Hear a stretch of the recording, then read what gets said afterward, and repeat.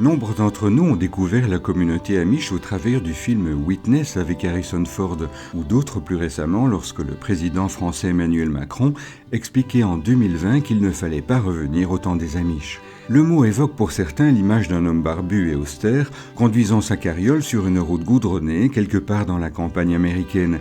Mais qui sont-ils vraiment et surtout d'où viennent-ils ? En réalité, c'est en Europe que les Amish trouvent leur origine, et plus particulièrement en Suisse au début du XVIe siècle.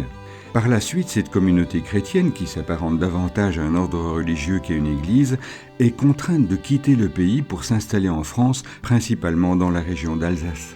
Les Amish tirent leur nom d'un prédicateur du nom de Jacob Hamann. Selon lui, les chrétiens devraient vivre en s'inspirant des principes puisés dans la Bible, tels qu'ils étaient compris et adoptés par les anciens. C'est ainsi que les Amish refusèrent par exemple le baptême des enfants pour ne reconnaître que celui des adultes. Le mouvement prône également l'autorité suprême des Saintes Écritures et la nécessité de préserver l'Église de toute emprise de l'État, n'obéissant qu'à Dieu avant d'obéir au pouvoir civil.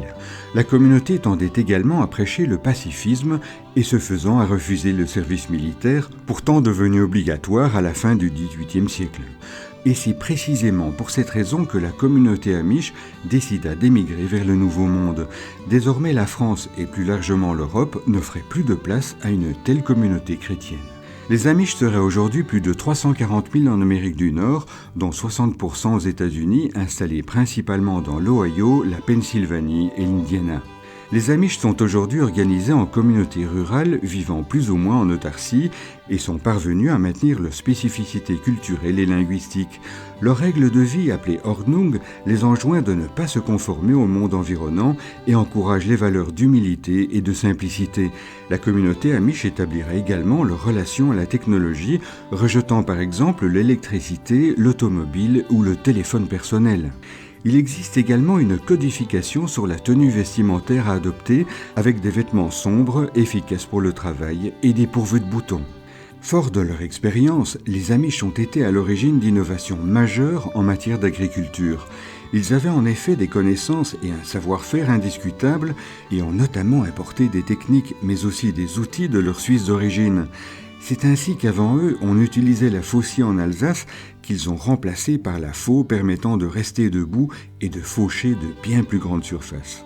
Ils ont également instauré la rotation des cultures, amélioré les techniques d'utilisation de la charrue, de l'irrigation des sols ainsi que les techniques d'élevage d'animaux.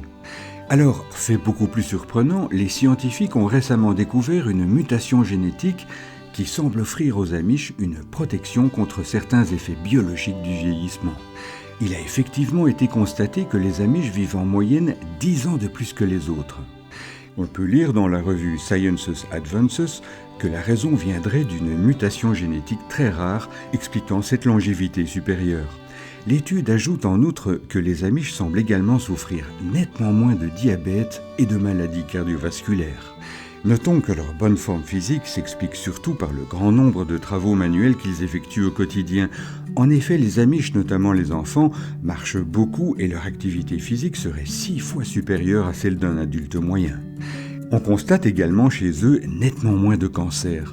Cela étant, le fait qu'ils ne fument pas, ne boivent pas et qu'ils consomment leurs propres produits biologiques n'y est sans doute pas étranger. À bientôt, chers auditeurs.